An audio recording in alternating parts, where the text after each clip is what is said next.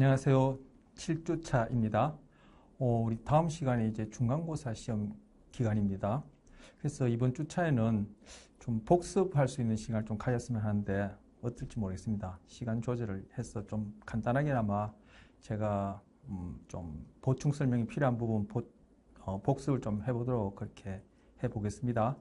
자, 우리 고전적 조건화와 관련해서 한동안 봤었고, 먼저 도구적 조건화 이제 막 접어들어서 지금 뭐 한두 주 차에 글 써서 보고 있는데, 오늘 수업 중에도 그런 얘기가 나오지만, 고전적 조건화, 도구 조건화는 우리 배울 때 이게 따로따로 배울 수밖에 없죠.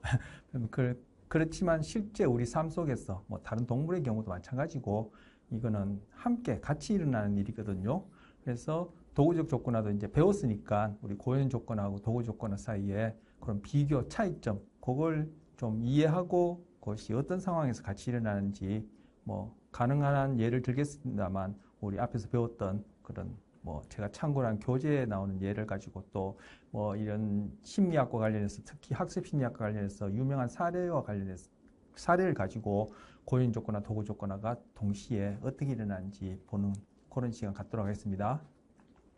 자, 첫 번째 고전 조건화, 도구 조건화의 비교 수반성입니다.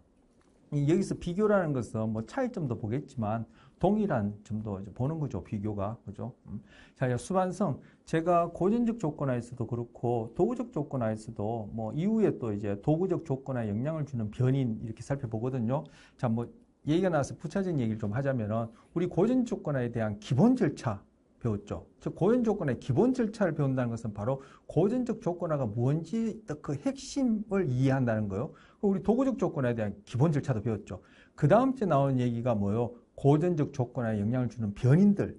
바로 이러한 기본 절차에 해당하는 경험을 했을 때 행동 변화가 일어나는데 그럴 때 어떠한 요인들, 팩터들, 즉 여기서는 어려운 말로 변인이라는데 변인들이 관여함에 따라 그런 기본 절차로 인한 행동 변화가 잘 일어날지 잘 안 일어날지 그런 것들을 우리 고전 조건과 관련해서 여러 개 배웠지 않습니까? 그리고 도구적 조건에 대해서도 지금 거의 같은 순서로 그렇게 배울 거란 말이에요.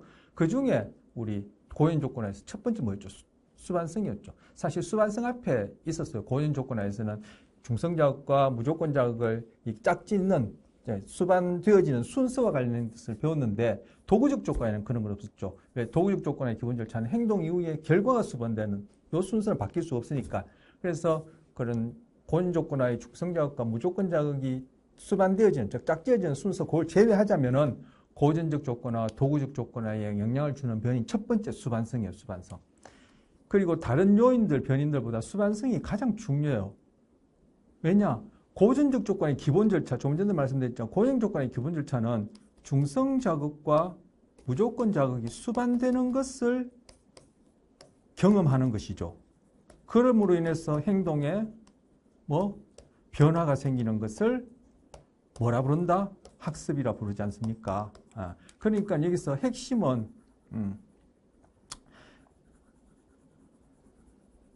중성 자극과 무조건 자극의 수반성이에요. 도구적 조건화에서는 마찬가지로 행동 이후에 결과가 수반되는 것을 경험함으로써 이 행동상의 변화, 우린 지금 도구적 조건화에 관해서는 강화를 배웠으니까 이게 뭐 제가 화살표를 위로 이렇게 제 나름대로 이렇게 표시하는 겁니다. 즉 빈도나 강도가 증가하는 것을 이제 강화다 이렇게 이런 이름으로 현상 이름으로 부른다 했었어요. 그때 결과물은 강함을 부르는데 어찌 되었든 여기서 핵심은 뭐예요? 행동 이후에 결과가 수반되는 거죠. 그래서 이 수반성이 가장 중요해요. 경험의 핵심을 이루는 거죠. 수반성이. 그래서 고전 조건화, 도구 조건화의 가장 중요한 점은 수반성, 뭐와 중성 자극과 무조건 자극의 수반성이고 행동과 결과의 수반성이다. 여기서 중요한 환경 사건이 행동에 수반되어진다. 중요한 환경 사건.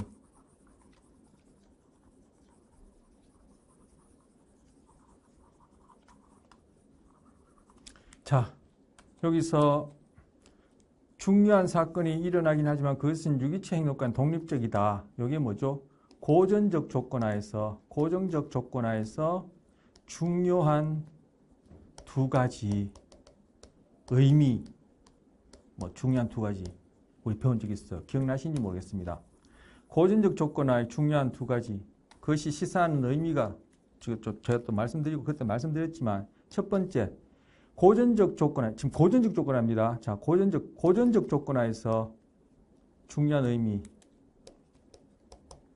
두 가지 중에 첫 번째, 여기서 다루는 행동 변화는 주로 반사 반응이다. 그다음 이제 두 번째, 바로 이러한 중성 자극과 무조건 자극의 자극이 수반되는 것에 경험하는 것. 경험이란 뭐라 그랬죠? 개념이. 경험은 유기체의 행동에 변화를 또는 영향을 줄 수 있는 자극에 노출되는 걸 했거든요. 여기서는 고전 조건화에서는 중성 자극과 무조건 자극이 수반되는 것에 노출되는 것이 경험이죠. 바로 그러한 노출, 달리 얘기하면 이 경험은 중성 자극과 무조건 자극이 수반되는 것을 경험하는 것은 그 경험하는 유기체의 행동과는 무관하다는 거예요. 그 말을 여기서 독립적이라 얘기하는 거예요. 독립적이다. 그러니까 여기 지금 바뀐 거예요. 요거랑 요것이. 그래서 요 부분이 고전적 조건화 얘기고 요 부분이 도구적 조건화 얘기예요. 도구적 조건화의 수반성은 뭐죠? 이미 지금 제가 판사하면서 말씀드렸지만 수반성이 뭔지 얘기하면서 중요한 환경 사건 이걸 자극이라 하죠. 행동이 수반된다. 행동의 결과가 수반되는 것을 경험하는 것이 도구적 조건화잖아요. 그게 도구적 조건화. 바로 환경계의 사건이 자극인데 바로 이 결과가 자극을 의미하는 거죠. 이 말이에요. 이 결과라는 것은 결국 자극이고 그 자극을 또 풀어서 개념 정의하면은 환경상의 사건이에요. 그것이 행동 이후에 수반되는 거죠. 행동이 수반된다. 그래서 여기서 이 부분이 바뀌었습니다. 이게 도구적이고 이게 고전적이에요. 그리고 이 부분 금방 제가 말씀드렸어요. 자, 두 번째 또 비교해 봅시다. 행동. 고전 조건화의 행동은 좀 전에 봤죠. 자, 그럼 행동 개념적인 기억나십니까? 행동은 유기체가 하는 측정 가능한 모든 것이에요. 글씨 좀 이쁘게 알아볼 수 있게 써주세요. 제가 지금 이거 이쁘게 알아볼게 써드릴 수도 있지만 제가 악필이기도 하지만 이거 이미 교환으로도 제공해드렸고 제가 행동이라는 거 나올 때마다는 아니지만 거의 지금 최소한 한 세네 번 이상 행동 개념적인 얘기했어요. 그러니까 지금 개발생활 쓰더라도 여러분에게는 아주 그냥 익숙해져야 돼요. 자, 행동은 다시 유기체가 하는 측정 가능한 모든 것이요. 바로 그런데 그 행동이 고전적 조건할 때는 어떤 행동이었어요? 제가 앞선 슬라이드에서 금방 얘기했죠. 고전 조건의 중요한 의미 중에 하나, 주로 반사 반응이다. 말씀드렸었어요. 자, 이거 아까 제가 다음 시간이 이제 중간고사 시험 기간이니까 가능한 좀 복습을 하겠다 했는데 생각날 때마다 좀 말씀드리죠. 우리 앞서 1주차 1차 시라고 저 기억하거든요. 1주차 1차 시에서 진화된 행동이라는 제목으로 행동에는 반사 반응이 있고, 그다음에 전형적 행위 패턴이라는 것이 있고, 그다음에 일반적 행동 특질이라는 것이 있다고 말했어요. 이거 1차 시 나오니까 여러분 제 글씨도 말씀드리면서 쓰니까 얼추 알아보겠습니다만 못 알아보시면 1주차, 1차시 교환 펼쳐보세요. 그럼 진화된 행동안에 이 세 종류가 있단 말이야. 그 중에 지금 고전적 조건의 경우에는 주로 이 반사 반응들을 그 대상으로 한다. 그래서 고전적 조건에서 일어나는 행동 변화, 즉 달리하면 CR 반응이 생기는 거죠. 그 CR 반응은 UR과 동일하다 했어요. CR, UR은 결국 다 반사 반응들이죠. 그래서 얘기는 불수의적 반사적 행동에 영향을 미치는 것이 고전적 조건하다라는 거. 행동 변화를 일으킨 것이죠. 자, 그 차이 지금 비교하는 겁니다. 자, 불수의적이라는 것은 소위 내 마음대로, 내 의지대로, 달리하면 내 자유의지대로 내가 그 행동을 하거나 안 하거나 할 수 없다. 그런 뜻을 얘기하는 거예요. 불수의라는 뜻이.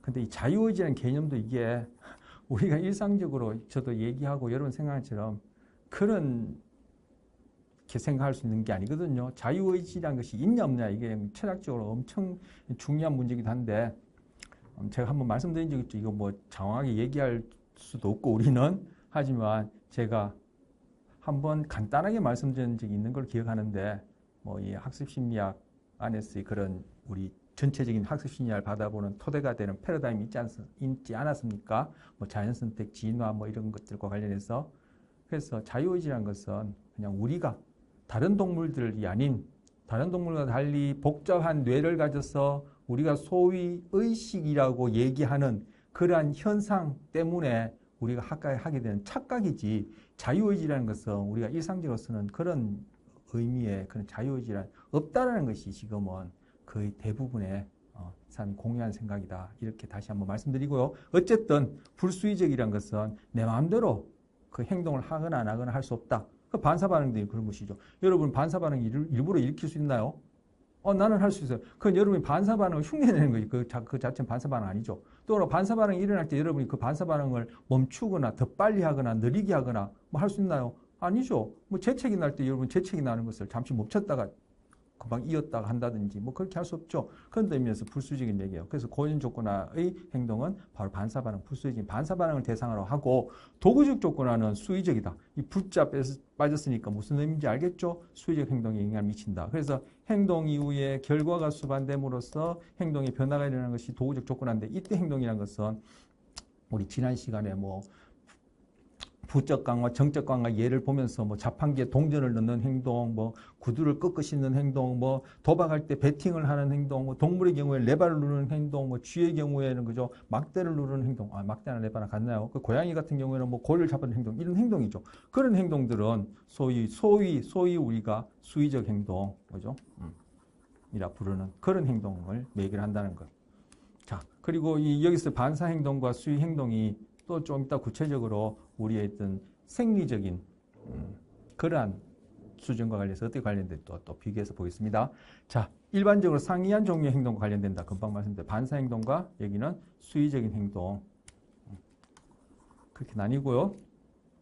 자, 그 다음 또 비교입니다. 자, 신경계 금방 말씀드리려고 했던 요거예요. 신경계 반사 반응 같은 경우에는 주로 뭐요? 우리 고전적 조건하에서 행동의 대상이 되는 이 반사반응 주요 자율신경계에 의해서 일어나는 것.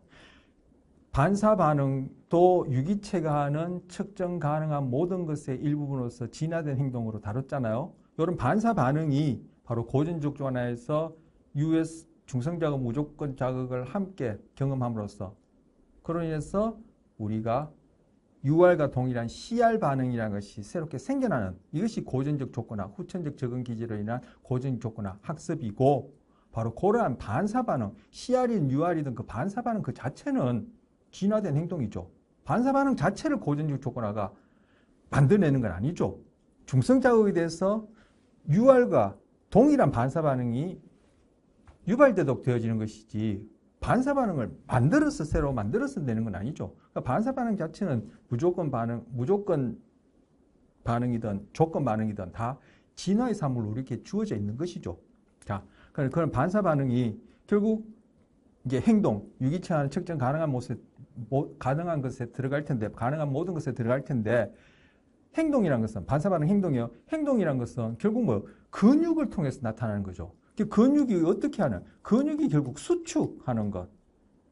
뭐 이완도 포함할까요? 사실 근육 이완은 이게 수축가 좀 자세히 얘기하면 생리학적인 얘기가 들어가서 좀 복잡하니까 그 차치하고 결국 근육 수축이 우리는 행동이거든요. 그렇다면 이 반사 반응에 의해서 반사 반응이라 부르는 이런 경우에 어떤 근육들이 수축하게 되느냐? 바로 여기 뭐 평활근이나 분비선이관이 한다는 거. 즉 평활근, 여러분 평활근 이것도 전문적인 근육 이름인데 쉽게 얘기해서 뼈에 붙어 있지 않는 근육들이요. 뼈에 붙지 않는 근육들 뭐죠? 심장, 그리고 뭐 대장, 소장, 위장, 방광, 자궁 뭐 이런 것들은 뼈에 붙어 있지 않는 근육들이죠. 그리고 이게 눈의 이게 동공 크기를 조절하는 이 근육들도 이게 뼈에 붙어 있지 않는 근육들이죠. 제가 뭐 학생들 이렇게 우리 대면 수업할 때 우스갯소리로 뭐 쉽게 생각하면은 우리 순댓국 파는 데 가면 순대도 팔죠. 거기 가서 먹는 것들이 대부분 다 뭐 뼈에 붙어 있지 않는 근육이 있죠. 간이나 그죠, 뭐 심장이나 그 뭐 순대가 다 내장 아닙니까? 그건 뼈에 붙어 있지 않는 근육들 그런 것들 평활근이라고 부르는 거예요. 그리고 분비선 이거 뭐 침을 분비한다든지 그것도 결국 침을 담고 있는 그 뭐 주머니랄까요? 그런 것도 다 근육들로 이루어져 있으니까 그것도 결국은 이 평활근의 일종인 거죠. 눈물샘이라든지 이런 거, 침샘이라든지 이런 거. 이런 것들은 뼈에 붙어 있지 않는 근육들인데 이런 것들을 이런 근육을 수축하게 함으로써 반사 반응을 일으키려면은 뭔가 그 근육들을 수축하게 하는 명령을 일으키는 게 수축하게 하는 신호를 보내는 게 있어야 되죠. 그게 바로 뭐요? 자율신경계라는 거예요. 이 자율이 말이 스스로 원리, 원칙, 법칙에 따라 작동한다는 뜻이에요. 자율. 그래서 반사 반응은 제가 아까 말씀드렸지. 여러분이 마음대로 일으키고 말고 아니면 그 반사 반응이 일어나는 것을 뭐 중지했다가 개시하거나 이렇게 할 수 없다는 거. 그래서 아까 반사 반응 말씀드렸고 바로 반사 반응이 고인 조건의 대상이 되어지는데 그 고인 조건의 대상이 되어진 반사 반응은 바로 자율신경계에서 컨트롤되어지는, 즉 수축되어지는 뼈에 붙이지 않는 근육들을 대상으로 한다. 자, 이게 왜 중요한 의미냐면은 바로 고전적 조건에서 중성자극과 무조건자극이 수반되는 것을 경험함으로써 나에게 어떤 새로운 CR 반응, 새롭다 하지만 그게 새로운 게 아니라 결국 UR 반응과 동일한 반응이 중성자극에 의해서 일어나는 것이죠. 즉 CS에서 중성자극이 CS화 되어서 조건자극에 대해서 조건 반응이 일어나는 거죠. 그게 뭐 유기체의 행동과는 무관화되어 있어요. 즉 뭐요? 내가 그것을 하고 안 하고 관계없이 나의 자유의지, 의도, 나는 그걸 배워야 되겠다, 배우지 말아야 되겠다. 아니면 그러한 자극에 그걸 경험한다는 것을 노출됐다는 것을 내가 알고 모르고 관계없이 고연 조건은 일어나 버리는 거예요. 그래서 공포 반응이든 불안이든 아니면 여러분이 좋아하는 것이든 싫어하는 것이든 소위 우리가 대부분의 정서 반응, 행동이라는 것은 고전적 조건을 설명할 수 있다 얘기해서 편견도 얘기했죠. 그거는 여러분이 나는 편견을 안 가져야지. 아, 나는 편견을 가질 만한 고전 조건화가 지금 일어나는구나, 안 일어나는구나. 알 필요도 없고 그런 것이 일어나는 것을 안다 하더라도 아, 나는 편견을 안 가져야지. 나는 그런 고전 조건 안 할 거야. 그런 것들이 관여하지 못한다는 거예요. 그렇게 여러분이 아무리 작심하더라도 그 고전 조건은 일어날 수밖에 없는 일이라는 거예요. 그것이 우리의 생존에 있어서는 중요하게 적응적이긴 하지만 그것이 가져다주는 또 부작용이 있죠. 오라는 적용이 있다면 반드시 오라는 부작용이 있거든요. 왜? 자연선택에 있어서도 자연선택이 갖고 있는 한계가 있단 말이에요. 환경이 변해버리면 자연선택에 의해서 우리에게 주어진 적응적인 행동이 결국 변화된 환경의 부적응적이처럼 진화의 산물로 우리한테 주어진 학습된 능력, 그것을 토대로 고전적 조건화라는 경험, 중성자극과 무조건자극을 함께 경험하게 되면 CR이 생겨나는 이 행동도 특정한 상황에서는 우리의 생존에 결정적으로 중요하지만 상황이 바뀌어버리면 그 행동은 우리에게는 우리가 앞서 봤듯이 우리는 보통 이제 좀 문제시 되어지는 것을 보면서 행동 수정하는 이런 사례를 고전 조건에서 봤지 않습니까? 봤듯이 불안이라든지 편견이라든지 그러한 문제를 일으킨다는 거예요.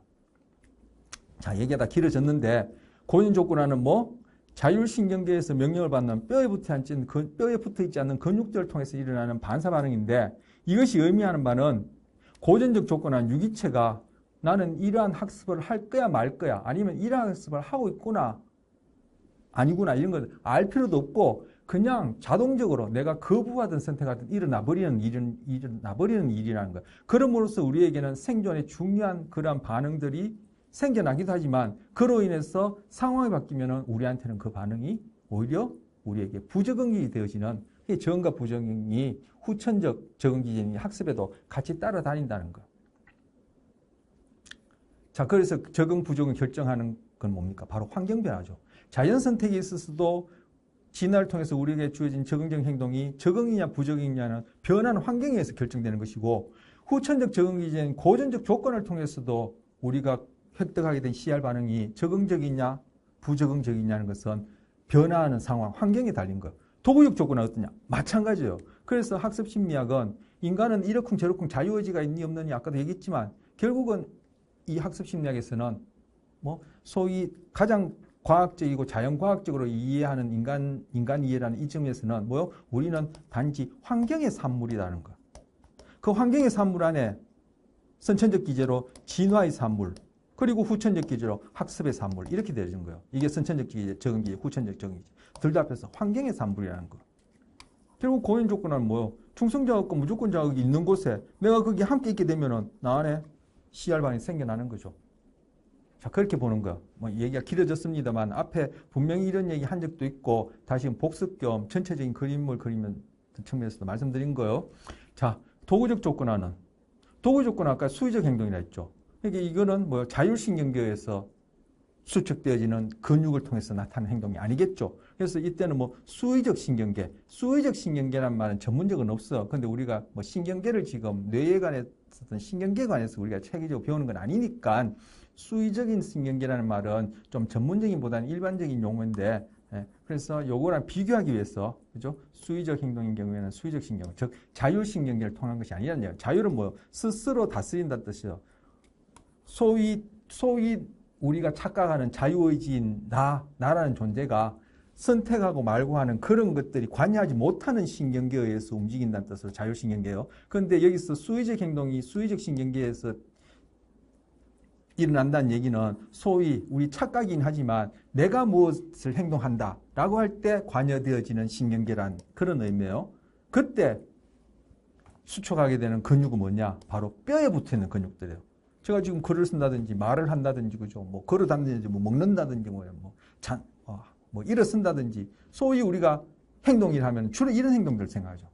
우리 행동이라면 주로 이런 행동을 생각하지 이런 행동을 생각하기 쉽지 않죠. 그래서 행동이라는 개념도 우리가 첫째 시간에 그렇게 약속했고 오늘도 행동의 개념을 그렇게 또 제가 다시금 강조했는데 이거는 뭐 뼈에 붙어있는 근육들이요. 골격근이죠. 뼈에 붙어있는 근육, 골격근. 이건 뼈에 붙어있지 않는 근육. 우리가 말씀드렸죠. 아까 제가 순대국 얘기했는데 족발은 뼈에 붙어있는 근육을 먹는 것이고, 그죠? 순댓국집에 가서 주로 먹는 것은 뼈에 붙어있지 않는 근육을 먹는 것이죠. 그렇게 이제 처음 접하는 분한테 제가 그렇게 비교를 하는데, 그 뭐 우스갯소리일 수도 있지만 여러분 개념을 그래도 좀 잡기 쉽게끔 말씀드린 것이고요. 이렇게 구별되어져요, 신경계가.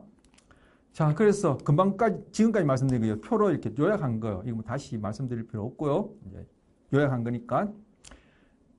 자, 그래서 이 고인 조건화, 도구 조건화는 오늘 처음에도 말씀드렸지만 이건 우리 배울 때는 지금 순서대로 배우고 오늘 비교를 하고 있지만 일상생활에서는 같이 일어나는 거죠. 왜? 인간을 포함한 모든 유기체가 생존, 즉 변화한 환경에 적응하고 새끼도 낳아서 번식을 하려면은 선천적 적응 기제, 즉 자연 스태를 통한 진화에 의해서 우리에게 딱 기본적으로 주어져야 할 적응적인 행동이 있고, 두 번째, 그걸로는 부족한 것을 후천적 적응 기제에서 변한 환경에 적응해야 된다죠. 그런데 그 후천적 적응 기제 안에 지금 고전적 조건하고 도구 조건을 배우고 있지 않습니까? 그러니까 뭐 고전 조건과 도구적 조건화도 지금 우리가 살고 있는 동안에 다른 동물도 마찬가지로 우리가 뭐 80년, 90년, 100년 살아가는 동안에 이 둘 다 같이 일어나야 되겠죠. 이것만 일어나고 이것만 일어나지 않는다면 후천적 적응 기제를 구성하는 요소가 지금 고연 조건이나 도구 조건이나 그리고 하나 더 배울 텐데 이런 것들인데 이거 뭐 빠져버리면은 이건 뭐죠? 절름발이와 같은 거니까 이 말 그대로 흔히 같이 일어난다. 해서 다른 종류가 일어날 때는 다른 종류도 함께 같이 일어난다. 이렇게 말씀드리는 거예요. 자, 그래서 우리 앞에서 배웠던 알버트의 사례, 이거 언제 배웠습니까? 고전적 조건하고 관련해서 불안, 공포라는 것이 우리한테 어떻게 주어지느냐. 불안, 공포는 우리 생존에서 반드시 필요한 거예요. 제가 불안, 공포를 경험해서 그로부터 도피하든지 회피하든지 어쨌든 살아남고자 발부둥치지 않으면 난 죽어버린 거죠. 즉 생존도 안 되고 나와 같은 유전자도 남길 수 없겠죠. 그런데 이것이 상황에 맞지 않게 또 과하게 CR 반응이 나타날 경우에는 어떻게? 바로 우리가 흔히 얘기하는 PTSD가 그런 식으로 얘기할 수 있고 PTSD뿐만 아니라 그때 발견했던 우리 삶의 정신질환의 거의 70% 이상 80% 가까이 차지하는 불안 관련 장애가 다 이런 고전 조건화로 설명할 수 있는 그런 공통 메커니즘에서 일어난다 했잖아요.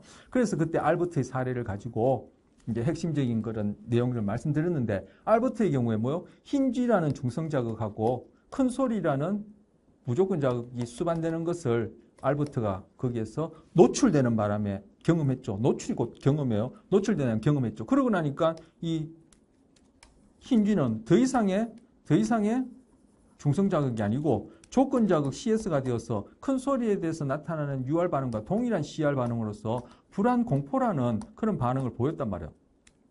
바로 그걸 지금 여기 보여주고 있어요. 그죠? 자, 큰 소리에 대해서 공포 반응, 조건 반응. 그런데 알버트가 이제 흰 쥐를 보면은 CR 반응, 고전 조건하에서 나타난 CR 반응으로서는 불안 반응, 즉 달리 하면 정서 반응이죠.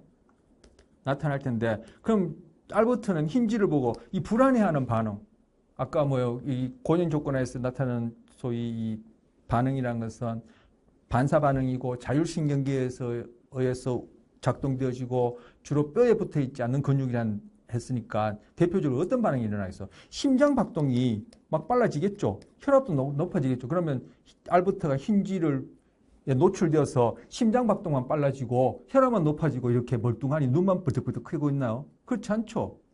알버트든 할아버지든 할머니든 남녀노소 동생 할 것 없이 이런 경우는 뭐요? 바로 힌지로부터 도망가는 행동이 나타나겠죠. 아니면 뭐 도망갈 게 아니라 힌지를 그냥 확 잡아서 그냥 구워 먹든지 뭐 잡든지 도망가든지 이런 행동이 나타나겠죠. 그렇게 함으로써 어떤 결과가 나타나요? 도망을 가거나 힌지를 제거함으로써 이 나에게 공포 반응을 일으킨 이 힌지가 사라지는, 제거되어지는 결과를 수반하겠죠. 뭐 도망가기라는 행동 이후에 어떤 결과가 수반돼요? 힌지가 제거된다는, 나에게 공포 반응을 일으킨 CS가 제거된다는 결과가 수반되죠. 이건 뭐죠? 바로 부적 강화죠.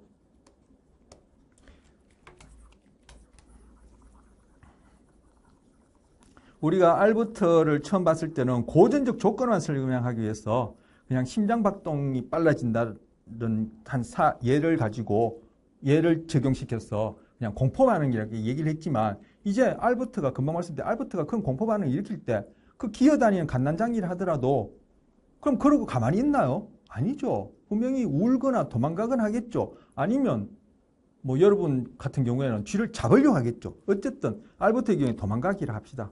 아니면 쥐를 잡는다 합시다. 여러분 같은 경우에 잡는다. 이거 행동이죠. 행동 이후에 어떤 결과가 수반되었어요. 알버트의 경우에 쥐가 힌쥐로부터 멀어지는 결과가 수반되잖아요. 멀어지는. 즉 힌쥐로부터 멀어진다는 얘기는 나에게 불안 반응을 일으키는 알버트의 불안 반응을 일으키는 CS가 제거되어진다. 약화되어진다. 이런 결과가 수반되어지잖아요. 그럼으로써 이 알버트는 다음에 또 힌지를 보면은 CR 반응으로서 정서 반응, 공포 반응이 일어나겠지만 그때 행동이 또 도망가기를 하겠죠. 왜? 도망가니까 힌지를 더 이상 보지 않아도 되고 힌지가 나로부터 멀어지는 그러한 결과가 수반되기 때문에 이 행동은 다음에 나타날 가능성이나 빈도나 아니면 그 강도가 더 강해지겠죠. 강화죠. 그런데 행동 이후에 결과가 제거됨으로써, 약화됨으로써 행동이 증가하는 경우를 뭐라 했죠? 부적 강화를 했잖아요. 그래서 알버트의 이 경우에는 고전적 조건과 함께 부적 강화가 일어나는 거죠. 물론 고전 조건화가 일어날 때는 강화만 일어나냐? 아니요. 처벌도 일어나요. 부적 강화만 일어나요. 아니요. 정적 강화도 일어나요. 그런데 지금 그 예를 하나하나 지금 다 들 수 있어요. 벌써 30분이 지나서 10분밖에 안 남았기 때문에 다 예를 들 수 없지만 지금 알버트의 경우에 바로 고전 조건화, 도구 조건화 함께 일어난다는 얘기죠. 부적 강화. 예를 들 수 없는데 또 하나 들죠. 늘 그냥 40분 넘어서 50분까지 하니까 여러분도 지치고 저도 좀 마음이 바쁜데, 자, 여러분이 이성 친구를 만난다 합시다. 저는 동성 친구보다 이성 친구가 먼저 들어오는데, 자, 이성 친구를 만난다 합시다. 일단 그 친구를 만난다는 뜻은 뭐예요? 그 친구를 만나면 내가 좋다는 뜻이죠. 내가 친구란 말을 붙인다는 그 자체가 그 사람을 내가 좋아한다는 뜻이죠. 좋아하지 않으면 친구도 안 될 뿐만 아니라 만난다는 뜻은 그 친구가 벌써 이미 뭔가 좋은 경험을 한다는 것이죠. 왜? 그 친구를 만나기 전에는 난 그 사람은 나에게 친구도 아니었고, 그죠? 그 사람에 대해서 호감 반응도 없었어요. 만약에 그 사람이 US다. 그러면 이 사람은, A라는 이 사람은, 이 세상 사람은 100년 전, 1000년 전 사람이든 앞으로 태어날 사람이든 남녀노소 할 것 없이 누구나 보면 다 호감 반응을 일으키게 돼요. 이 세상에 그런 사람 있나요? 없어요. 그러니까 사람, 부모든 자식이든 여러분 이성 친구든 뭐 동성 친구든 배우자든 가족이든 다 뭐요? US가 아니라 CS를 했죠. 그럼 이 경우에 내가 좋아하는 반응이 한자입니다. 좋아하는 반응을 일으키는 CS라는 것은 이 이성 친구와 뭐? 내가 좋아하는 무언가가 짝지어졌다는 얘기죠. 그래서 이 이성 친구는 처음에는 뭐요? 중성 자극이었었어요. 그런데 이것이 뭐가 수반되었죠? 내가 좋아하는 유해사 짝지었죠. 이성 친구와 만나는 음식을 먹는다든지, 이성 친구와 재미있는 영화를 본다든지, 이성 친구를 만나면 또 스킨십도 좀 해야 되겠죠. 스킨십도 한다든지, 이런 것들이 무조건 자극이 되어서 나에게 좋다라는 반응을 일으키는 그러한 수반되어지는 것을 나 이성친구와 함께 경험했기 때문에 이성친구는 더 이상 나에게는 다른 사람에게는 중성자극이지만 나에게는 이미 CS가 되어서 이성친구를 생각하거나 만나면 나는 좋다라는 CR 반응을 일으키는 거. 자, 그러면 이 고연조건이 일어났죠. 근데 뭐 이렇게 되면 나면 이성친구를 만난다는 행동이 어떻게 돼요? 만나면은 이성친구라는 CS도 보지만 이성친구와 함께 또 다른 US도 또 경험하게 되어지죠. 그러니까 이성친구란 CS라는 결과가 출현하게 되어지고 또 이성친구와 함께 또 뭐 만난 음식, 뭐 재밌는 놀이, 뭐 영화를 본다든지 또 그죠, 뭐 또 스킨십도 한다든지 그죠, 그렇게 사랑을 나눈다든지 이런 것도 US가 되어서 그런 결과를 경험하게 되니까 이거 뭐죠? 다음에 또 만나겠죠. 이거 뭐죠? 정적 강화되는 거죠. 그래서 우리가 누구가 사귄다, 동성이든 뭐 이성이든 누구가 사귄다는 얘기는 바로 거기서 고전적 조건으로서 좋다라는 정서 반응, 조건 반응도 일으킬 뿐 아니라 정적 강화가 일어나는 거예요. 그러면 이런 친구가 사귀다가 동성 친구도 이성 친구 사귀다가 아니면 부부간에 결혼도 지금 뭐요? 정적 강화로 설명할 수 있죠. 고연 조건에 의해서 호감 반응이 생기고 정적 강화로 생각할 수 있죠. 결혼도. 그런데 왜 이혼하고 왜 싸워서 헤어져? 뭐 더 이상 그 친구가 나에게 내가 좋다로 여기는 US나 또 다른 CS와 수반되어지는 경험을 더 이상 할 수 없을 때는 우리는 어떻게 돼요? 그 친구랑 만나지 않게 되죠. 이건 뭐요? 처벌이 일어나는 거예요. 아, 요것도 이제 지금 만날 때 헤어지는 것도 지금 또 말씀드리면 좋을 텐데, 그 다음에 처벌 가서 다음 얘기를 하게 하죠. 이건 이제 처벌의 경우니까 시간이 이제 뭐 한 10분밖에 안 남아서 뒤에 할 내용이 많아서, 자, 알버트의 경우뿐만 아니라 이러한 실험적인 사례뿐만 아니라 우리 일상에서 사람 만나는 것도 바로 고연 조건화, 도구 조건화가 함께 일어난다는 거. 이렇게 만나고 헤어지고가 다 뭐요? 고연 조건화, 도구 조건화에서 어떠한 CR 반응을 일으키고 어떠한 결과가 수반되어지냐, 그걸로 설명되어진다라는 거죠. 우리는 내 자유의지에 사는 것 같지만 그거는 뭐 다른 동물과 달리 소위 의식을 가진 인간이 갖고 있는 착각일 뿐이다. 또 그렇게도 얘기할 수 있다는 거. 아까 앞서 말씀드린 자유의지라는 그런 이슈와 관련해서 다시 한번 말씀드리면, 자, 부적 강화 설명했고요. 자, 이거는 뭐냐면은 요거는 지금 그 신협사 자아라는 이 책에서 가져온 건데, 이건 뭐 우리 교재에 나오는 제가 학습 심리학에서 가져온 것도 아니고 이거는 뭐 뇌와 관련된 것인데, 이게 정서 자극, 우리가 지금 다루고 있는 것이 보통 US, CS 이것이 이제 정서 자극들에 해당하거든요. US는 정서 자극이고 여기서는 감정적이라 번역했는데 이게 번역상의 차이로 전문가가 번역 안 해서 감정이라 했는데 이건 정서라고 이해하시면 좋아요. 정서 자극 바로 우리가 경험하는 게 US가 정서 자극이고 중성 자극 NS가 CS가 됐다는 게 이건 정서 자극이 되었다는 뜻이에요. 자, 여기서 감정은 다 정서로 번역하고요. 그래서 그것들이 우리의 정서 시스템을 건드린다는 얘기가 아까 바로 자율신경계 이외에도 정서 시스템이 있어요. 시스템. 근데 우리 같은 설명 다 못 드리고 앞서 말씀드린 내용과 관련해서는 자율신경계와 관련된 그런 시스템을 통해서 우리에게 뭐요? 정서 반응을 일으키는 것이 바로 이게 CR 반응들이에요. 그러면 이 정서 반응이 뭐 또 뇌에서 바로 연결 수반되어서 동기 시스템, 동기가 뭐 우리 어떤 행동을 하게 하는 어떤 힘, 뭐 원동력 이렇게 이제 번역할 수 있는 개념인데 바로 동기 시스템이 또 있어요. 이거 우리 한번 말씀드릴 기회가 있을지 모르겠지만 우리 지금 뭐 이번 시간에 뇌에 관해서 자세히 말씀드릴 수 없으니까 어떤 행동을 하게끔 하는 것과 관련된 뇌의 어떤 시스템이 있단 말이에요. 그걸 통해서 나타나는 정서 행동이 있어요. 정서 행동이 바로 뭐요? 아까 봤던 강화되어지는 행동이요. 바로 알버트 같은 경우에 도망가는 행동이 이 정서 행동에 해당하는 거. 그리고 이성 친구든 동성 친구든 그 사람이 좋아서 또 만나고 사귀고 결혼까지 하려는 그런 행동들이 바로 정서 행동에 해당하는 거예요. 그래서 바로 우리는 정서 자극에 노출되었을 때 바로 그것이 정서 시스템을 통해서 하나는 반사 반응이라는 이름으로 나타나고 하나는 동기 시스템을 거친 다음에 바로 우리가 도구적 조건하에서 대상으로 하는 소위 수의적이라 얘기하는 그런 행동들로 이어진다는 것. 이 둘 다 결국은 다 행동이죠. 유기체가 측정 가능한 모든 것이니까. 그래서 이런 식으로 관여된다는 것을 지금 고전적 조건과 도구 조건과 관련해서 우리 뇌 신경계와 관련해서 좀 참고로 넣어놓은 거. 요거는 읽어보시면 되고요. 옆에 거는. 자, 요거는 뭐 학습 심리학과 관련된 교재에서 간 거 아니니까 필수는 아닌데 좀 요런 그림을 갖고 계시면 도구 조건과 고전 조건을 이해하는 데 도움이 될 것 같아서 제가 참고로 넣는 것이니까 설명한 걸 바탕으로 여기 읽어보시고 여기서 감정이라는 단어는 다 정서로 번역하는 것이 오히려 더 정확합니다. 이 번역이 서울대학교 학생들이 번역했는데도 전문가가 아니니까 이 뭐 번역상이 좀 오류가 있는 걸로 저는 그렇게 여겨져요. 자, 그 다음 이제 두 번째 주제요. 1차 강화물, 강화물의 종류에 대해서 배울 거예요. 1차 강화물, 1차란 말이 있다면 2차라는 말이 있겠죠. 뭐 3차란 말도 있을 수 있는데 3은 또 아라비아어 숫자 썼네요. 그런데 3차라는 말은 없고 1차 아니면 2차 다 구분해요. 그 이제 볼 테고 또 뒤에 보면은 뭐 천연 강화물, 인위적 강화물 이런 데 나오는데 강화물의 종류를 볼 거예요. 자, 강화물은 뭔지 아시죠? 행동의 결과가 수반돼서 행동이 강화될 때 그 결과는 강화물이라 부른다. 그때 그 강화물은 부적 강화물, 정적 강화물 이렇게도 부르지만 왜? 부적 강화가 일어났을 때의 결과는 부적 강화물, 정적 강화가 일어났을 때의 결과물은 정적 강화물을 부르지만 부적 강화물이든 정적 강화물이든 그것을 또 1차 강화물로 나눌 수 있느냐, 2차 강화물로 나눌 수 있느냐 이걸 배우는 거예요. 엄청 복잡하죠. 그런데 이제 한번 제가 말씀드렸죠. 이 학습 심리학 좀 복습을 잘 하시고 잘 이해하셔서 딱 정리만 되어지면은 다른 어떤 심리학보다도 이게 쉬워요.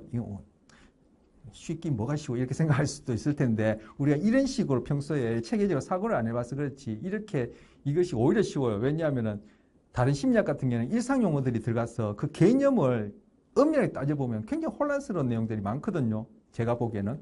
근데 실제로 또 그렇게도 얘기를 하는데 자, 부차적인 얘기였고 어쨌든 자, 들어갑니다. 자, 1차 강화물. 1차 강화물은 선천적인 강화물이야. 선천적인 뭐예요? 이 강화물이 강화력, 즉 어떤 행동을 강화시키는 데 있어서 이 결과에 해당하는 이 강화물이 생물학적으로 나에게 강화력을 지닐 수밖에 없게끔 선천적으로 그러한 속성을 지니고 있다는 거. 그래서 이걸 무조건 강화물이에요. 자, 조건 무조건 이거는 우리 고전 조건 할 때 조건 무조건 이 uncondition 이런 용어 배웠잖아요. 그때 un이라는 뜻은 이게 not라는 의미의 접두어고 이 condition이라는 의미가 뭐라 했죠? 컨디션 안에 바로 뭐요? 학습이라는 의미가 있다 했죠. 즉 후천적인 경험 이런 의미가 있다 했었어요. 그러니까 uncondition이니까 뭐요? 학습할 필요 없다. 선천적으로 바로 어떠한 강화물은 우리에게 행동을 증가시키는 강화력을 지니고 있다. 이런 것도 1차 강화물이에요. 바로 이러한 강화물, 1차 강화물에 해당하는 예를 볼 텐데 이런 강화물이 어떻게 우리의 행동을 증가시키는 강화력을 얻게 됐죠? 바로 선천적으로 되었으니까 선천적으로 되었다는 얘기 뭐예요? 자연 선택에 의해서 진화의 결과로 진화의 산물로 우리 다른 동물뿐만 아니라 인간의 생물학적 시스템 안에 그러한 강화물은 우리의 행동을 강화시킬 수 있는 강화력을 지닐 수밖에 없게끔 우리 이 생물학 시스템이 거기에 딱 세팅됐다는 뜻이에요. 바로 이 선천 얘기할 때는 앞서 얘기했던 자연선택 진화 염두에 두시면 되고 uncondition 할 때는 un은 not라는 의미고 condition이란 학습이라는 얘기니까 즉 후천적인 경험을 얘기하는 것이니까 그죠? uncondition 하면은 이런 거 필요 없다는 뜻이에요. 그래서 선천적 강화력을 지닌다 이런 의미예요. 자, 그래서 계통 발생적으로 중요하다는 얘기가 계통 발생이 이게 바로 진화적이다 이런 의미와 같게 생각하시면 돼요. 금방 말씀드렸죠. 자, 뇌의 보상 줄수를 활성시킨다. 아, 뇌의 보상 줄수 얘기가 또 나오는데 자, 뇌 대충 그래서 얘기해 봅시다. 시간이 이제 40분이 되어서 자, 이게 이마 쪽이고 이 뒤통수 쪽이고 소뇌가 이렇게 해서 뇌가 있고 척수가 달려 있어요. 자, 중간에 이게 제가 선을 그어 놓은 것은 척수와 뇌를 구분하기 위해서 이렇게 그려 놓은 것인데 자, 이게 이제 옆에서 본 모양이에요. 이만큼 이게 머리 부분, 이마 부분이고 이게 이 정수리 부분이고 뒤통수 부분이고 이게 옆 부분이고 이게 소뇌고 이렇게 해서 이 아랫 부분은 척수예요. 근데 뇌에 있어서 이 부분에서 이 부분 하면 이게 전문적인 용어가 아니고 이 뇌 각 부의 해부학적 용어를 말씀드려야 되는데 시간이 너무 많이 지나서 그건 다음 시간에 또 기회 되면 말씀드리고 분명히 이후에 말씀드린 경우가 있어요. 그때 말씀드리고 지금은 이제 뭐 대충 보고 그때 가서 또 이제 예습이 되면 또 복습하게 되면 더 좋겠죠. 그래서 이 뇌의 이 아랫부분에서 이 이마 쪽까지 이렇게 이 뇌세포들이 신호를 보내는 이 부위가 있어. 이 부위를 보상 중추 또는 보상 경로로 얘기하는데 이 부위가 활성화될 때 우리는 소위 쾌감을 경험하게 된다고 얘기죠. 바로 1차 강화물이 이 부위를 자극하게 되는 거죠. 어떻게? 눈, 코, 입을 통해서 아니면 실제 사람의 경우에는 그렇게 못하지만 동물의 경우에 거기에 자극할 수 있도록 뇌수술을 통해서 그렇게 행동을 강화시키는 그런 연구들이 이미 1960년대에 되어 있어. 그 이후에 한번 볼 겁니다. 볼 테고 여러분 베르나르 베르베르의 뇌라는 책 소설책 읽어본 적 있습니까? 꽤 오래전에 나오는 게 1, 2권으로 되어 있는데 거기 보면 이제 소설이니까 사람의 뇌 안에다 이 보상 중추에 칩을 심어가지고 즉 수술을 해가지고 본인은 모르게 누군가가 머리에서 리모컨을 이렇게 조작해요. 그럼 그 사람이 뭐 어떤 행동에 대해서 그 내부의 보상 중추가 자극되어지면 그 행동을 자꾸 하게 되어지는 바로 그러한 정적 강화가 일어나요. 바로 보상 중추를 코든 입이든 눈이든 뭐 신체든 이렇게 자극할 수 있는 그런 자극들이 바로 1차 강화물이다. 아니면 직접 자극하는 1차 강화물이라는 거. 바로 그런 것들이 왜 진화적으로 우리에게 딱 생물학적으로 그러한 시스템화되어 있다. 그런 것들이 1차 강화물이라는 거. 그래서 진화에서 극히 중요한 역할을 했기 때문에 효과가 강력하다. 하지만 그 수가 비교적 적다. 예, 진화 얘기 나왔고 강력하다. 선천적이고 생물학적이니까. 그리고 그 수가 비교적 적다. 자, 여러분. 좋은 성적 받으면은 아무래도 그 과목이나 아니면 소위 공부라는 것을 좀 더 자주 할 가능성이 높겠죠?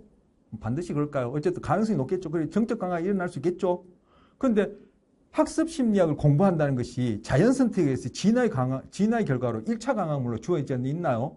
여러분 같은 경우에, 그죠? 학습 심리학에서 좋은 성적을 받아서 학습 심리학에 대한 공부가 중간고사에 좋은 성적을 받아서 중간고사 이후에 공부가 더 신나서 정적 강화될 수 있겠지만 지나가는 사람한테 학습심리학 너 A뿔 줄게. 너 A뿔 받을 거야 한다고 그 사람이 무슨 의미인지 알겠어. 그러니까 학습심리학을 공부하는 행동에 따르는 좋은 점수는 1차 강화물이 아니죠. 바로 그건 왜 그래요? 진화에 의해서 그런 것들이 우리 생물학적으로 우리의 시스템이 되어 있지 않다는 거예요. 하지만 뒤에서 보겠지만 음식, 물, 성적 자극, 아까 뭐 이성과의 관계 관련해서 뭐 스킨십 얘기했지만 성적 자극 아니면 더울 때 시원한 것, 추울 때 따뜻한 것 이런 거 배워야 되나요? 아니죠. 이거는 다른 동물이 사람이든 태어나면 누구나 다 이런 것에 대해서는 좋아하는 쾌감, 보상 경로가 자극되어지는 눈, 코, 입, 몸으로 경험하는 거란 말이에요. 이런 것들이 바로 진화에 의해서 딱 주어진 1차 강화물이란 거. 그런 것들은 많지 않죠, 숫자가. 자, 대부분의 경우에 그 효과가 빨리 사라진다. 배가 고플 때는 음식이 엄청 강력한 1차 강화물이지만 그렇다고 해서 이것을 그죠? 뭐 짜장면을 먹방도 있지만 짜장면을 그냥 100그릇, 1000그릇을 먹을 수 있나요? 그렇진 않죠. 많이 먹는 사람도 어쨌든 결국은 물리게 되죠. 그래서 물린다는 얘기는 그 1차 강화물은 결국은 물림 현상이라고 얘기하는 상태에 이르게 되면은 강화력을 잃어버린다는 뜻이에요. 그 1차 강화물은 강화력을 잃어버리게 된다. 즉 빨리 상실된다는 거. 하지만 언젠가는 살아있는 동물이라면 사람이라면 언젠가는 다시 또 배가 고프겠죠. 그럼 다시 또 음식을 먹겠죠. 즉 다시 배가 고프다는 얘기는 그 음식이 다시금 강화력을 회복한다는 뜻이죠. 그래서 1차 강화는 원상 회복력이 강하다는 거. 그렇죠. 돌아가실 때까지 끝까지 먹죠. 우리가 최후까지 하는 것은 먹는 거예요. 그렇죠? 자, 그래서 1차 강화물. 자, 음식을 가지고 예를 들었고. 자, 그 다음 이제 2차 강화물이요. 2차 강화물, 2차란 말 뜻은 뒤에 보겠지만 이게 컨디션드 강화물이에요. 컨디션드, 아까 얘기했죠. 컨디션드라는 뜻은 뭐죠? 학습, 즉 후천적 경험을 통한 것이다 라는 얘기예요. 그러면 지금 이 후천적 경험, 즉 컨디션들에 대한 강화물이라는 얘기는 뭐하고 컨디션들 됐다는 얘기죠. 바로 1차 강화물하고 이 조건 강화물이 수반되는 것을 우리가 경험하게 되면은 바로 이 수반된 이 강화물이 조건 강화물이 된다는 거. 지금 이거 뭐랑 비슷하죠? 고전 조건과 비슷하죠. 그래서 1차 강화물, 2차 강화물 사이의 관계는 처음에 조건 강화물은 중성 자극이었었어. 그리고 1차 강화물은 무조건 자극에 해당하는 강화물이었었어. 그런데 이거 딱 지어지면은 US가 가진 그 의미를 이게 수반되어지니까 이걸 우리가 경험하게 되면은 US가 가진 이 1차 강화물의 의미를 이 NS가 건네받아서 CS에 해당하는 CS가 되는 거죠. 즉 조건 강화물이 되는 거예요. 그래서 여기서 컨디션드란 의미의 학습이라는 말이 들어갔고 이렇게 조건 강화물이 되면은 이제 1차 강화물 없이도 뭐 이 조건 강화물 가지고 어떤 행동을 증가시킬 수 있다는 거. 아까 제가 어떤 사람을 만났어. 저는 남자보다 여자가 좋으니까 어떤 여자분을 만났어요. 여성분을 만났어요. 우연히 만나게 됐어요. 그 여성분이랑 같이 대화도 하니까 재밌겠지 하지만 맛있는 음식도 저한테도 사주시고 같이 영화도 보면서 아주 즐거운 시간도 지니고 하다 보니까 손도 잡게 되고 스킨십도 하게 됐어. 그래서 이 여성분을 또 만나게 돼요. 자, 그러면 만난다면은 일단은 만날 때 당장에 음식을 먹거나 영화를 보거나 스킨십을 하지 않더라도 이 여성분을 만난다는 자체가 나의 행동에 수반되어서 내가 만나는 행동이 빈번하게 나타나겠죠. 그래서 우리 만나는 걸 알죠. 같이 살자 해서 결혼하게 된다면 이 행동 뭐죠? 강화되었죠. 그때 이 강화물은 뭐요? 이건 뭐요? CS죠. 1차 강화물이 아니죠. US라면은 이 여성분은 누구나 다 좋아하기 때문에 내 차지가 될 수 없어요. 그러니까 이 여성분은 뭐 내가 좋아하는 US와 짝지어졌기 때문에 수반되었기 때문에 CS화 된 거죠. 바로 이때 이 여성분이 나에겐 조건 강화물이 되어지는 거예요. 바로 이게 2차 강화물이요. 즉 다른 강화물과 연합에 의존하는 강화물이 됐는데 이때 다른 강화물이라는 것은 1차 강화물도 될 수 있지만 우리 고순위 조건 형성이 되었죠. 고순위 조건 형성은 이미 CS가 된 것이 또 다른 중성 자극과 수반되어서 이 CS가 또 다른 CS 됐던 것. 즉 그런 이 CS1이고 CS2 되는 것을 배웠잖아요. 이걸 고순위 조건 형성이라 했는데 금방 말씀드린 대로 어떤 행동이 강화되어질 때 그때 수반되어진 결과가 1차 강화물일 수도 있지만 그죠? 조건 강화물 중에 고순위 조건 형성에서 CS2나 CS3나 CS4, 5에 해당하는 그러한 조건 강화물일 수도 있단 말이에요. 그래서 여기서는 다른 강화물에 얘기하는 거예요. 1차 강화물도 있지만 이미 조건화된 조건 강화물일 경우에도 그것이 또 다른 자극과 연합, 즉 수반되는 것을 내가 경험함으로써 강화물이 되어진 것이 조건 강화물이요. 그래서 자, 1차 강화물과 짝지어져서 조건 강화물이 되는 것은 고전 조건화 설명할 수 있고 이미 조건 강화물이 된 것과 짝지어져서 또 새로운 조건 강화물이 되는 것은 고순위 조건 형성으로 설명할 수 있어. 자, 앞에 배웠던 거 차곡차곡 쌓여서 지금 다 얘기하는 거예요. 고순위 조건 형성이 지금 무엇인지 여러분 이해 안 되면 지금 이 하는 말 지금 이해가 안 되니까 복습을 하시고 듣든가 아니면 제가 지금까지 말씀드렸던 거 제가 잘 전달했는지 모르겠지만 바빠서 잘 전달했는지 모르겠지만 잘 이해하셔야 되지. 이거 무작정 그냥 이 교환만 보고 외워서 시험 보실 생각은 제가 익히 하지 말라고 앞서 몇 번 말씀드렸죠. 자, 그것이 조건 강화물이요. 자, 그럼 2차 강화물 또는 조건 강화물. 자, 이거 말씀 안 드렸네. 2차 강화물, 조건 강화물이 같은 말이에요. 예. 이름이 두 개예요. 처음 공부하는 우리 같은 경우에는 머리 아프죠. 하나만 있어도 외우기 힘드는데. 자, 2차 강화물, 조건 강화물 같은 말이에요. 그래서 2차 강화물, 효과가 직접 또는 간접적으로 1차 강화물에 의존한다. 그거 말씀드렸죠. 의존한다는 얘기가 바로 그 수반성을 우리가 학습함으로써 되어진다는 거예요. 만약에 1차 강화물이든 2차 강화물이든 그것이 2차 강화물이든 조건 강화물이든 그것이 1차 강화물과 전혀 수반되어지지 않는다. 즉, 여기 의존이라 표현하는데 관계가 없다면은 이거는 강화력을 잃어버리게 된 거예요. 이건 더 이상 강화물이라 부를 수 없어요. 자, 일반적으로 1차 강화물보다 다소 강화력이 약하다. 그렇겠죠. 당장에 입에 들어온 음식보다는 뒤에서 보겠지만 칭찬이나 뭐 이런 것들은 강화력이 상당히 약하죠. 하지만 그 효과는 아주 오래 지속되죠. 왜? 1차 강화물처럼 물림 현상이 없잖아요. 물림 현상이 없단 말이에요. 칭찬 많이 듣는다고 배가 불러서 더 이상 칭찬하지 마세요. 전 칭찬받으면 괴로워요. 이런 경우는 없죠. 하지만 음식은 배고플 때 좋지만 그 물릴 정도로 계속 그냥 강제적으로 먹으면 나중에 그 음식이 뭐요? 고물이 되지 않습니까? 처벌물이 되지 않습니까? 그죠? 우리에게는 뭐 처벌물이 되는 것처럼 그런 효과가 있는데 2차 강화물은 그렇지 않다라는 거예요. 그리고 행동을 즉각적으로 강화하기 쉬워요. 왜? 이건 동물의 예를 가지고 실험을 얘기를 하죠. 쥐의 경우에 레버를 누르면은 먹이를 받는다. 그러면 이 레버 누르는 행동이 정적 강화되겠죠?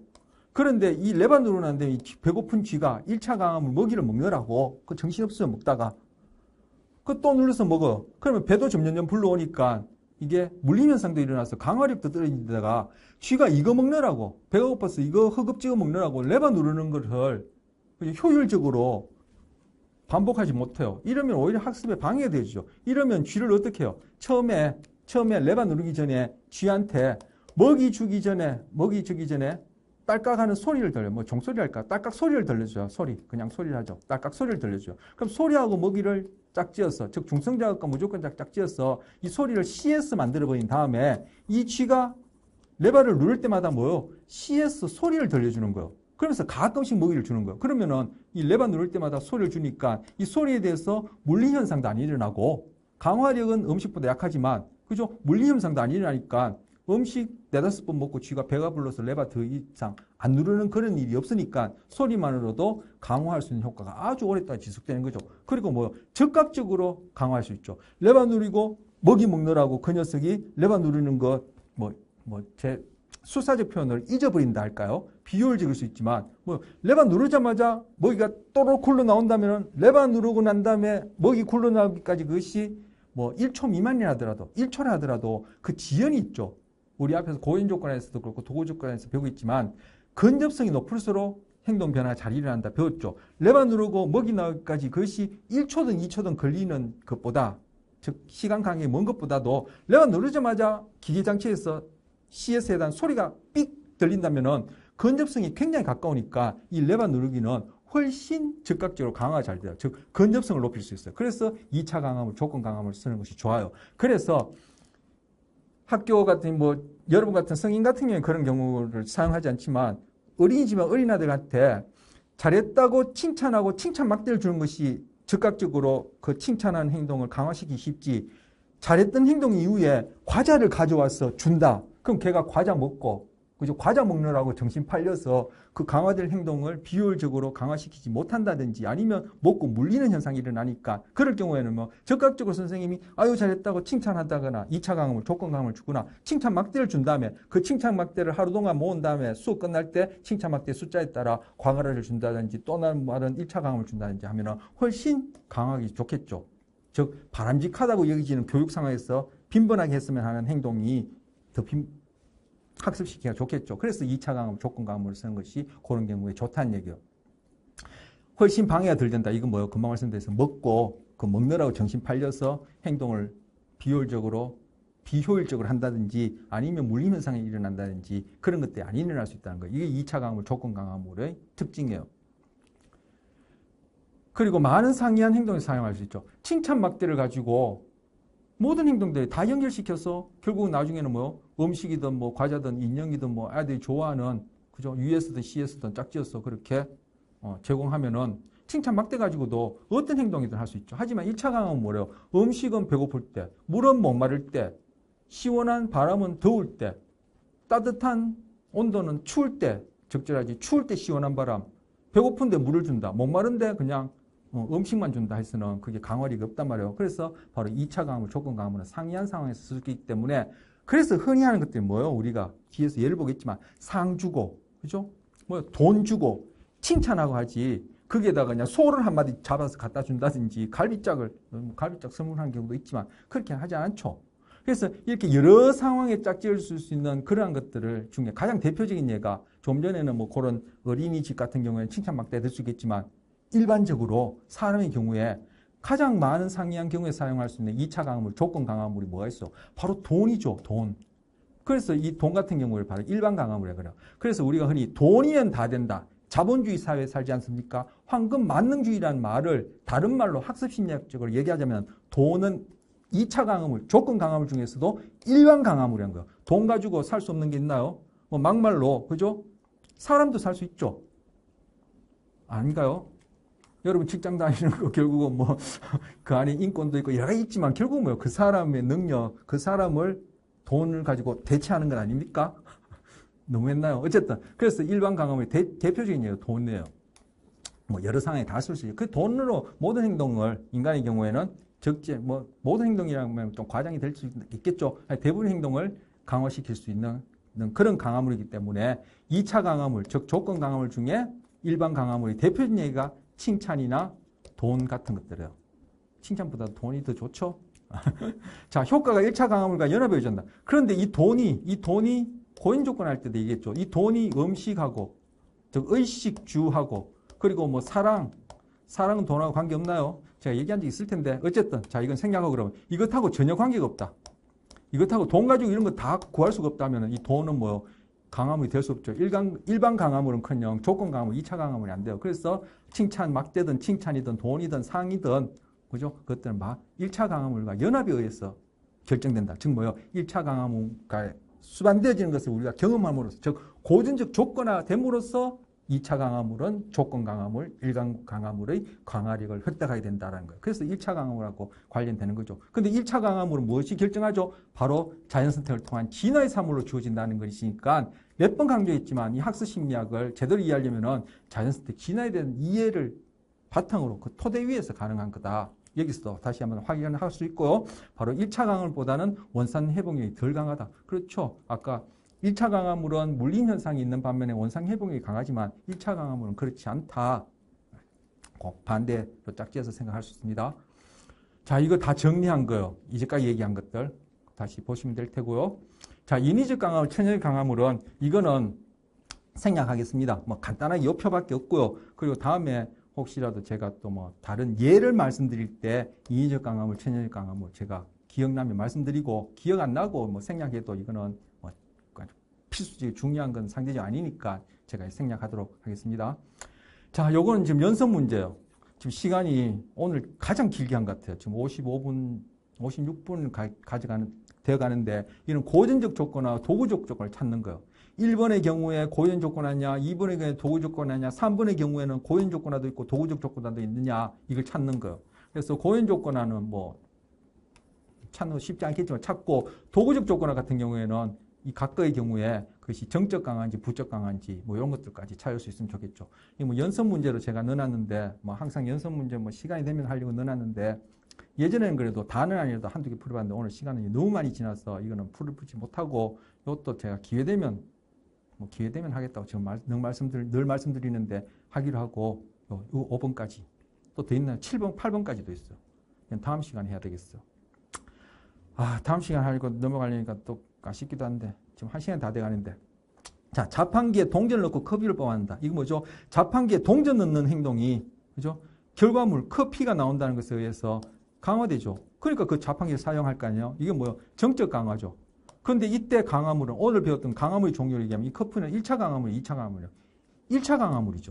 이렇게 찾는 거예요. 여기는 고전적 조건화 있나요? 고연 조건화 있죠. 어떻게? 뭐 커피 1차 강화물하고 자판기하고 짝지어졌잖아. 그래서 여러분이 커피가 있는 자판기만 보더라도 벌써 흥분이 되어지죠. 저기 가서 내가 지금 커피가 되게 땡기는데 지금 자판기 지금 있으니까 요 커피 먹을 수 있겠나. 자판기만 보더라도 흥분이 되어지죠. 그래서 이 자판기는 CS가 되어지고 커피는 US가 되어져서 고연 조건화 일어나고, 커피는 1차 강화물이 되어지고 자판기는 2차 강화물이 되어져서 또는 조건 강화물이 되어져서 자판기를 보면은 여러분이 가서 동전을 넣는 행동이 나타나고, 그 행동 이후에 커피가 나오니까 1차 강화물이 나오니까 나중에 자판기만 보면 동전을 넣는 행동이 정적 강화되어진다. 이렇게 되어지는 거. 그러니까 이것이 우리 일상생활에 이 간단한 행동 안에도 고연 조건화, 도구 조건화가 다 일어나고 있고 1차 강화물, 2차 강화물이 다 관여하고 있는 거. 지금 아쉬워서 한 개만 해봤습니다. 다른 것들도 그렇게 찾을 수 있으면 좋으실 텐데 어쩔지 모르겠습니다. 한번 연습해 보시기 바랍니다. 자, 이렇게 해서 마치겠습니다.